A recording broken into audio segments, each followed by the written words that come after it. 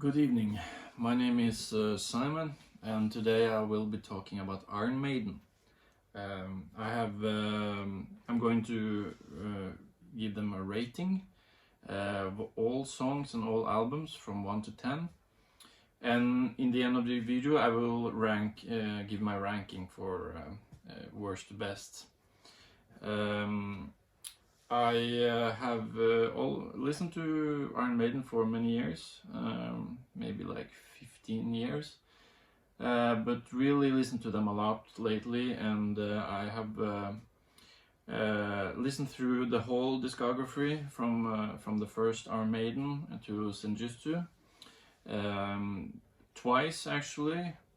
And rated each song from 1 to 10 with a possible of 0.5, like for example 8.5 out of 10. I have combined them, and I have then got ratings for all albums. So I'm going to be talk about each and one of them from the first debut till the latest Senjutsu in 2021. Okay, so we start off with the debut in 1980, Iron Maiden, self-titled. This one I have a complete rating of 8.37 combined, and my favorites with the best rating in this album is the song Prowler, Running Free, and Phantom of the Opera. And also Charlotte the Harlot, which has they have a very good score, like 8.5 and 9 on these. Yeah. So overall, this is a pretty good album. The weakest tracks, in my opinion, is Remember Tomorrow and Strange World. Also, the production is a little bit raw and not so good. Alright, next up we have Killers, 1981, just 1 year later. In this one, for me, this was a big step up, both in I like the songs more, and the sound and production is much better. My favorites on this is Wrathchild, which I actually gave 10 out of 10. Killers and Purgatory. Those two 9.5. In my opinion, the weakest tracks on this is Innocent Exile, Prodigal Son, and the last track, Drifter. But they still have a pretty good score. So overall, I gave this album 8.7 out of 10. Alright, moving along to a new singer for the band, Bruce Dickinson. He came in on the third album, 1982, Number of the Beast. This is another step up, in my opinion, and the overall score I gave it was 9.18 out of 10. And favorite tracks for me are Children of the Damned, The Number of the Beast, and Hallowed Be Thy Name. And for me, those are 10 out of 10 in my opinion, but we also have The Prisoner and 22 Aken Avenue, 9.5. Sorry about my English, I'm from Norway. But the weakest, which really drags the album down for me, is Gangland. The weakest. I actually gave that 6.5 out of 10. I'm not too fan about that one. So that one really drags the whole album down. But still we have a solid 9.18. Alright, next album, Peace of Mind. Just 1 year this time too, 1983 this time. This is a solid album, but in my opinion a little weaker than Number of the Beast. Overall rating for me 8.88 out of 10. And my favorite tracks are Where Eagles Dare, Revelations, that one I gave 10 out of 10, Flight of Icarus, and The Trooper. All of those are 9.5 and 10s. And for me, the weakest track are the last two, Sun and Steel and To Tame a Land, but still 8 and 7.5 for Sun and Steel. So overall, some really good tracks, and a couple that just drags it a little bit under the 9-point mark. But yeah, still a very high rating for this one too. And then we have the next one, Power Slave, which we see in the background here. Excellent album, I love it. I gave this one a 9.12 actually. But overall, the album is has such a good feeling for me, and I just love the sound and everything. Favorite tracks for me is 2 Minutes to Midnight, Power Slave, and Rime of the Ancient Mariner. All of those are 10 out of 10 for me. But you also have many 9s on this, like Aces High and stuff. And in my opinion, the weakest tracks is Lost for Words. I give it a 8, just because I kind of miss Bruce's vocals. And Back in the Village. Back in the Village is mainly a good song, but I would say I don't really like the chorus. I think back in the village, I don't really like the chorus of that one, so that one only has 8 out of 10, but still a good score. And yeah, that's Power Slave. Next up we have another classic from Maiden, Caught Somewhere in Time. I mean, Somewhere in Time is the actual name. And that one's from 1986, and I gave this one 8.93, almost 9 there. So favorites for me is the title track, Caught Somewhere in Time, Wasted Years, and Loneliness of the Lone Distance Runner. But there's many good songs. Many other has like 9 out of 10. Actually, on this one I have no 10 out of 10 songs, but there are 3 I gave 9.5, which is almost perfect. And for me, the weakest track, again with the chorus, Heaven Can Wait, Heaven Can Wait, Heaven Can Wait. There's just something about the chorus I don't really care for. But other than the chorus, it's a pretty good song. I gave it a 7. So this one drags it down a little bit, but still very good album from Iron Maiden. Alright, so moving along 2 years later, we have Seventh Son of a Seventh Son, and man, I love this album.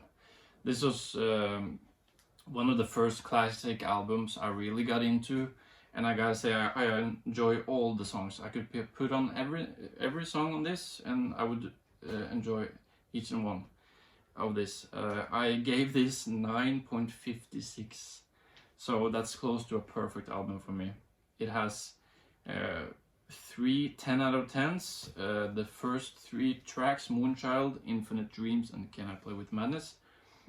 And other than that, it still has just 9 out of 5, 9.5, and one track that is a little weaker, I think, The Prophecy, 8.5 on that one. But overall, really solid album, and I can listen to the whole thing, and I will just enjoy it all the way through. It's a almost perfect album for me. Then we move along to 1990, actually the year I was born, to No Prayer for the Dying. This one was a pretty big step down in my opinion. Overall 8.15, but still it's a good album to have that score. Favorite tracks for me is the title track, really nice melodic guitars, harmonies, really nice to listen to. And Public Enema #1, I really like that song with the opening, haha. And Bring Your Daughter to the Slaughter. Those 3 I gave 9.5, so I think those are really catchy and good songs. But then we have tracks like The Assassin and Run Silent, Run Deep, which I gave only 6 out of 10. And we have some mediocre songs like Fate's Warning. I don't care too much for. So overall 8.15, a little step down for me in terms of quality on the music. But I could still listen to that album and enjoy it. So next up we have Fear of the Dark, 1992. This one is a step up again for me. I really like this one. I think it's a little bit underrated and have some songs that that is not known, which is still very good, like Jesus Be My God. Overall 8.92 for this album. Favorite tracks are Be Quick or Be Dead, the opening track, Afraid to Shoot Strangers, Wasting Love, a great ballad-ish song, which I actually gave 10 out of 10. And the title track, of course, also 10 out of 10, which is like a really staple song for Iron Maiden, and they play a lot live and stuff. Great song. Yeah, overall very solid. Not many songs I don't like. The Apparition I gave 7.5. That's the weakest track for me. But I even like Weekend Warrior, actually. So, alright. Next up we have the X Factor, where Bruce is out of the picture for a while, and we have Blaze Bayley, right? Blaze Bayley on vocals.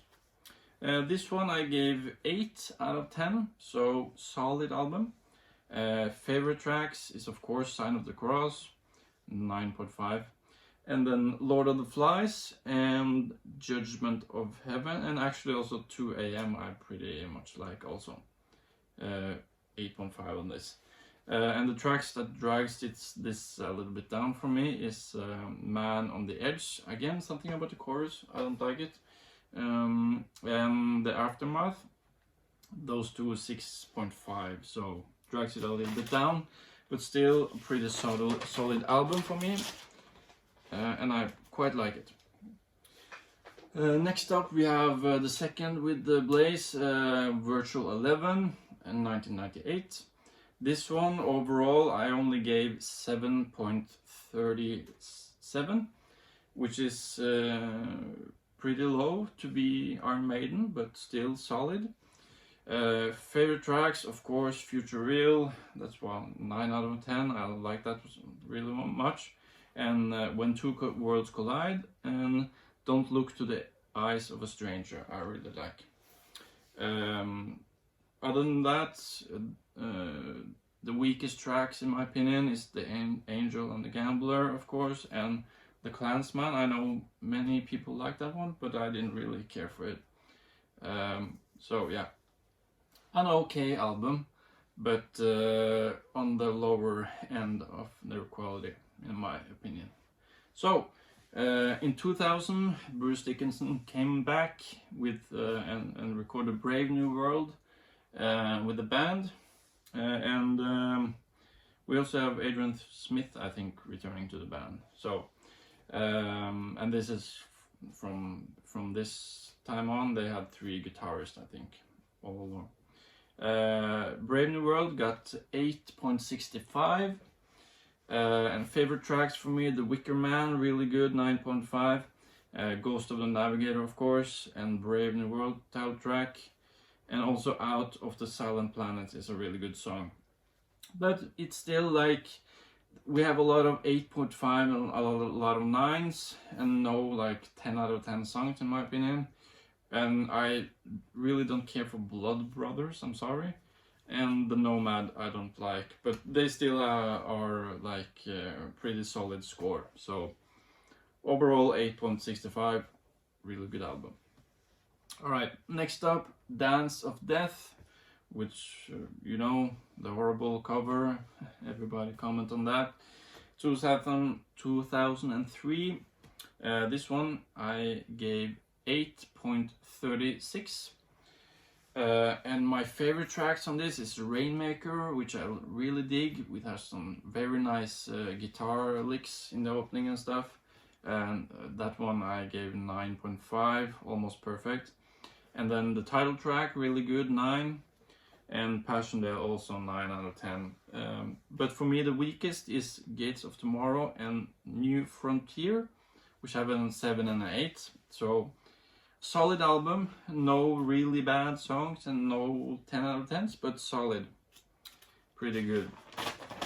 Alright, next up we have one of the first albums I actually bought on CD. I don't have it here right now, but I have it. That's a Matter of Life and Death, 2006.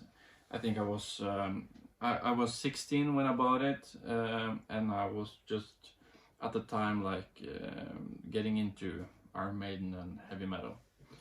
This one I gave 8.75, which is pretty good, and it has all solid songs. With a lot of nines, or a lot of 9-point songs, and very few weak songs for me.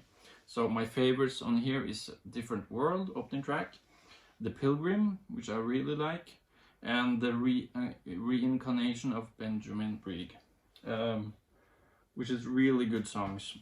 The weakest for me, I only name one because it's the only one with only 8 points, and that's Lord of Light. All the other ones are like 8.5, 9, and 9.5 for me. So really good, solid album. It has its own unique style, sound too. And I think that's something about Steve Harris didn't want to mix it anymore. So it's kind of raw from the studio. But it's a nice sound, I think. Next up, 2010, we're getting into the latest albums from Maiden, The Final Frontier. I gave this one 8.45. I quite enjoyed this one, actually. I do. And my favorite tracks is the opening track with Satellite 15. I don't care too much about that intro. I feel like it's a way too long intro to the Final Frontier song. But when the song really kicks in after like 4 minutes or something, it's a really good song, and I gave this one 9 out of 10, and that 1 point is the whole satellite part. And then El Dorado, 9.5, really good song, it was a single, and The Talisman also, a really good song. And the weakest track for me is Isle of Avalon, mostly because it's too long, and some of these songs are a little bit too long, and I feel like the whole album is a little bit drawn out and long, and I think many people think the same about the 3 latest albums. So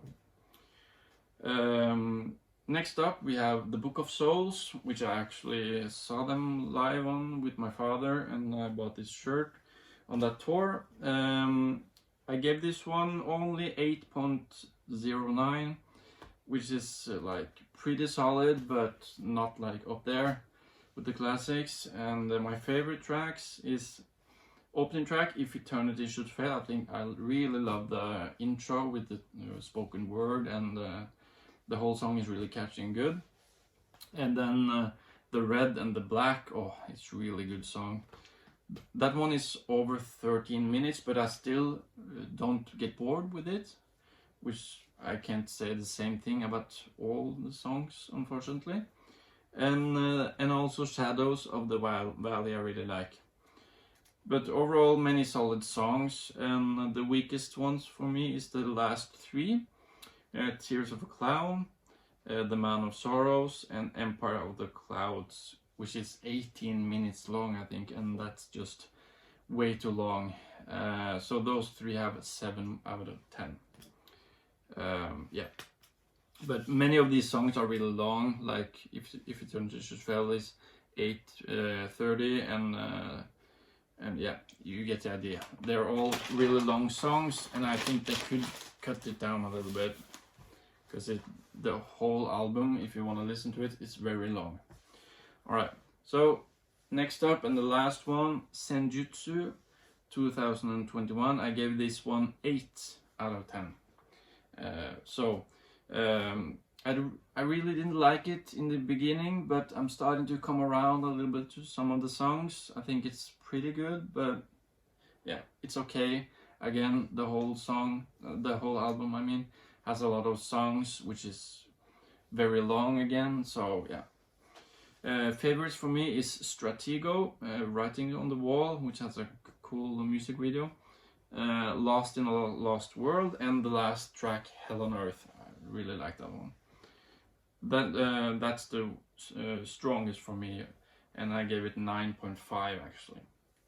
But overall only 8, because it has some weak points. I don't care for this title track. It has the same like drum tom groove through the thing, and it's very long and drawn out, so I don't really care for that. And the Time Machine I only gave 6.5 to, so some weaker tracks in my opinion, and they're all very long, you know. So yeah, that's the rating of all the albums. So that gives us a ranking from worst to best. At the bottom, 17, we have Virtual 11, and then 16, the X Factor, and then Senjutsu at 15. Also 8 points, just like the X Factor, but I prefer Senjutsu. And then we have number 14, The Book of Souls. 13, No Prayer for the Dying. 12, Dance of Death. 11, title, I almost said title track, I mean self-titled debut. And then number 10, The Final Frontier. Number 9, Brave New World. And then number 8 is Killers. Number 7, A Matter of Life and Death, actually. Number 6 is Peace of Mind. And then we have number 4 and 5, both have 8.9, but I do prefer Somewhere in Time. So number 5 is Fear of the Dark, and number 4 is Somewhere in Time. Top 3, we have The Number of the Beast at number 3. And yeah, I know, I actually on the paper it has a little bit higher score than Power Slave, but I do prefer Power Slave overall as an album. So number 3 is Number of the Beast, and number 2 is Power Slave.